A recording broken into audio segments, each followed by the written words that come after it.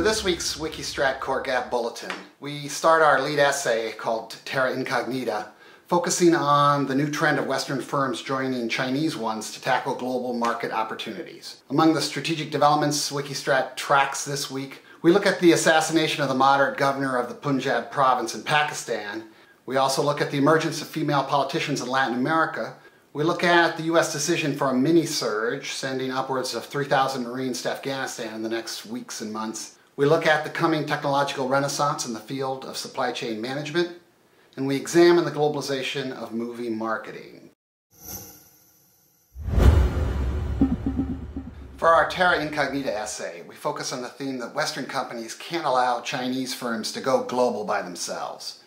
You know, there's that truism that says you can't really succeed globally unless you're able to succeed in the Chinese market. And increasingly we're finding that you can't succeed in the Chinese market unless you're Chinese. As the Baidu versus Google showdown demonstrated, China's going to push national flagship companies. And in that process, there's a lot of danger for unwanted technological transfer. So our argument is it's not enough for a joint venture approach simply to rent out cheap Chinese labor for global production chains. And it's not enough to do a joint venture simply to go in and try to crack the Chinese market, because you're never going to win on your own against Chinese flagships. The real purpose of joint venturing with Chinese firms is to tackle global markets. Why would the Chinese firms go in for this? They don't have the local market knowledge, they don't have the salesmanship, they're good at digesting technology but not innovating. Plus they need to partner with Western firms to avoid rising protectionism in the West. We think this is a smart opportunity for Western companies, big ones like GE, GM, already moving in this direction. We take the opportunity of Dilma Rousseff's swearing in as the first president of Brazil earlier this month to explore the amazing growth in the role of women politicians in Latin America. Rousseff is the third political leader in Latin America right now, and the sixth since 1990. And it's interesting to note that the ABCs, as we call them, Argentina, Brazil, Chile, have all been ruled by women either now or in the recent past. It's interesting when you look at Latin America, you know, this is the place where you get the term macho. Long history of military dictatorships. So what happened in the last couple of decades to make this tremendous rise come about? About a dozen states in the last 20 years have passed laws that establish quotas for women in national assemblies, in the parliament. Now Latin America has the highest percentage of women in parliaments, better than Europe, better than the United States, really only following a small group of Nordic countries. Now the larger implications are interesting here. The rising role of women helps Latin America maintain a pro-growth, pro-globalization agenda that it's had for the last couple of decades.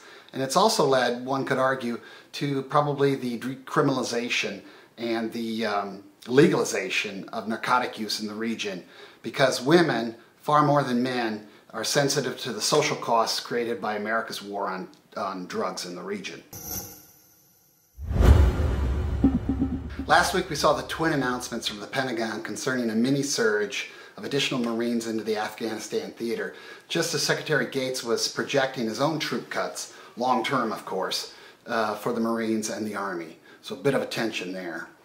We like to remind that U.S. troops in Afghanistan were only 25,000 strong as recently as 2007. So the surge of the last 3 years has brought them up to virtually 100,000 troops. The argument we're getting from Central Command, basically they need to secure the gains that they've achieved through the surge in the south, Helmand, Kandahar, especially as the Taliban mount up for their own surge this summer, the usual spring offensive, tripping into a longer conflict across the year. Looking ahead, we think it's going to be a fairly bloody summer, and we expect General Petraeus not really going for anything more than about a 10,000 at maximum troop withdrawal beginning this summer, as desired by the White House. Long term, as long as you have Pakistani sanctuaries as a problem, we see a long-term frontier security issue remaining, and Wikistrat thinks the best options for the U.S. military involve creating an advisory corps to work alongside Afghanistan troops, but not do the fighting for them. The recent assassination of the moderate governor of the Punjab province was clearly an insider job by a personal bodyguard. And because this bodyguard was a member of an elite police unit, it resurrected the fears long held by the United States that radical extremists had penetrated so much of the Pakistani military that we're really looking at the problem of loose nukes in the future. Now, the Pakistani military has a long history of manipulating, co-opting, using insurgent groups, separatist groups, the Pashtun Taliban in the north vis-a-vis Afghanistan, the Kashmir separatist terror networks in the south vis-a-vis India. So with Washington declaring that it's going to increase its already substantial annual aid, about $3 billion a year, to Pakistan, you can get this sense that maybe the Pakistan military is sort of standing back and letting these sorts of events happen because they're using them to kind of blackmail the United States into upping its resource flow. Now, Wikistrat expects more such assassinations in the short and near term, and we really expect the Pakistan military not to step in until they change the conversation with Washington from what Washington wants to what the Pakistan military desires. Finally, on a lighter side, we look at the increasing globalization of movie marketing. As somebody who reads Variety every week, I've noticed that overseas box office 20 years ago, not that important to Hollywood, now hugely important. A film like Avatar, Toy Story 3, 2/3 to 3/4 of its box office is from overseas markets. Now, the good news here is an emerging middle class loves movies. Brazil, India, China lead the way in this regard. The bad news, the ongoing piracy problems only get worse when you shift to delivery by digital formats. But our argument here is, following the lead of Hernando de Soto, his arguments about co-opting the informal economy, better to co-opt the pirates, which are classic informal deliverers of content, because you might as well join those you can't beat in this process.